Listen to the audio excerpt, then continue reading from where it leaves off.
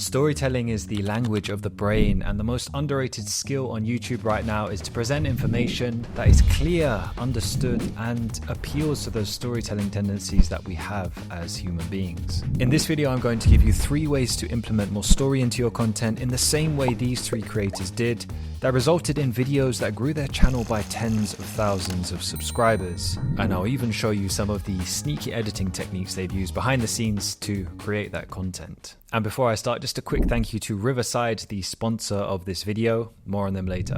Have you noticed educational channels popping up all over the place with fun, sometimes hand-drawn stickman thumbnails? These creators have been challenging what I believe is an old YouTube style of presenting, similar to when Draw My Life videos were trending way back in the day.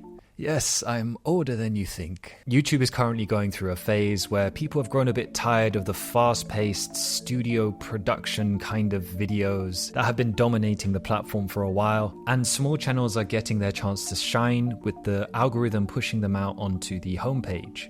This educational style of presenting is appealing to massive audiences, demonstrated by channels such as Easy Actually, who's on track to hit 1 million subs without even hitting 10 uploads yet. So let's dive into Premiere Pro and see how he creates story out of his stickmen. And if you don't like stickmen, still stick around. Who writes these scripts? Because I'll be using the same editing techniques to demonstrate different styles that might be more up your street. For the sake of this video's message, I'm going to quickly animate my own scene relating to story in the style of Easy Actually. For the illustrations, I simply drew them on Photoshop and exported them with a transparent background, and for the rest, I cut out images from searching on Google and sites such as Pexels and Pixabay. The channel Easy Actually just mostly uses straight cuts, so you don't even need to worry about animating if you don't want to. Now here are the fruits of my efforts. Most people starting YouTube think that editing is the most important skill and is the difference between a channel blowing up or forever being ignored by the YouTube algorithm. Those people are stupid. But it's probably because editors like me keep telling them that we're the secret geniuses behind good content. That's a lie. In the real world, humans are drawn to story. Bear in mind, if you want a slightly less comical version of this style of editing, you can just cut out more images kind of closer to your brand style from sites such as Pexels and Pixabay, which is what I did to edit this Ali Abdaal short. Now all I did is add a couple more animations such as rotate and so on, but this is what you can achieve with just simple cutouts and collaging them together to present educational content in a very visual way. And taking a closer look at that short that I did, yeah, you see those animated captions? I actually animated every single word separately when I could have used Riverside to do it for me automatically all along. So I've been playing around with Riverside recently, using the editor and testing out the automatic transcription with animated captions. I'm a big believer of text in video to highlight important information, so having an option to generate captions like these in different styles is quite the time saver. There's also the option to customize colors and animations to suit your brand's style. But there's one feature of Riverside that is just insanely overlooked in my opinion, and that is the AI show notes, and I'll tell you why. This is where your content is broken down into a digestible summary.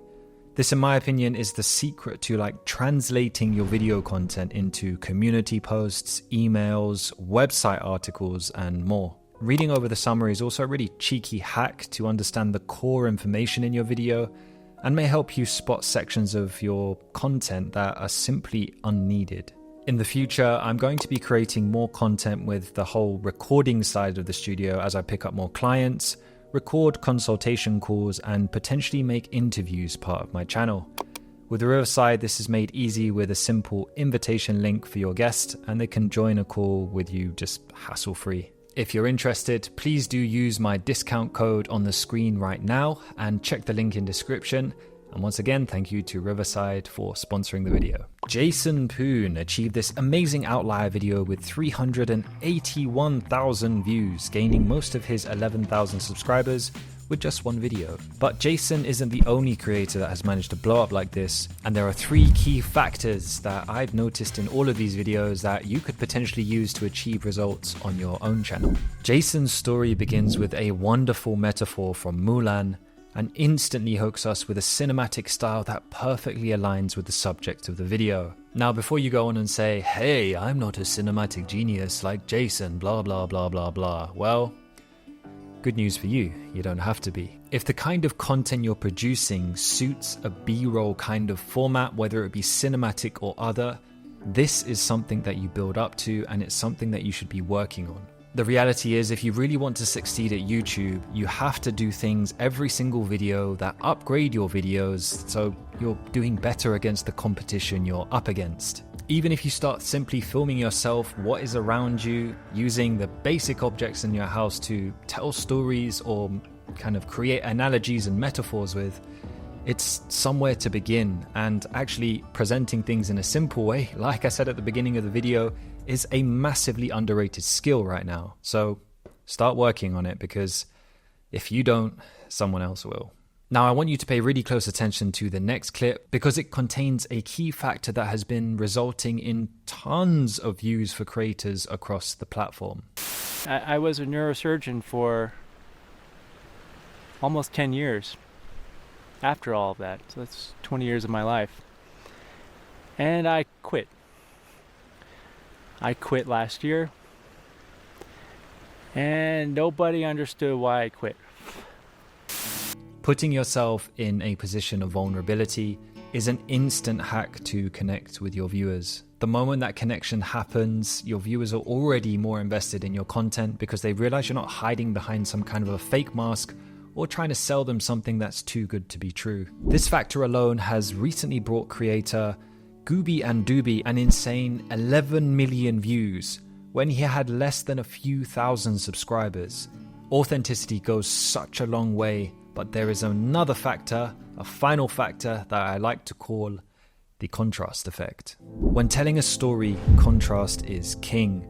Whether it be an emotional contrast such as building up tension to reward your audience with relief, or a visual contrast of one scene leading to the next. But there's another unseen contrast that can literally define how long people watch your videos.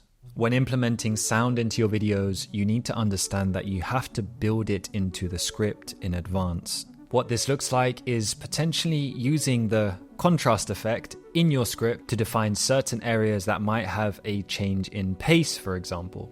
So let's say I wanted to do a dramatic intro which had a great hook to kind of hook your viewers in for the rest of the video. Maybe I might go slightly faster paced with a dramatic soundtrack in the background and then slow down into the first point. A common problem I see across a lot of YouTubers is they use the same tone of voice, they use the same pacing throughout the whole video and expect that, sound design will be able to do a lot of the work afterwards on the editing side of things, and this is just not the case.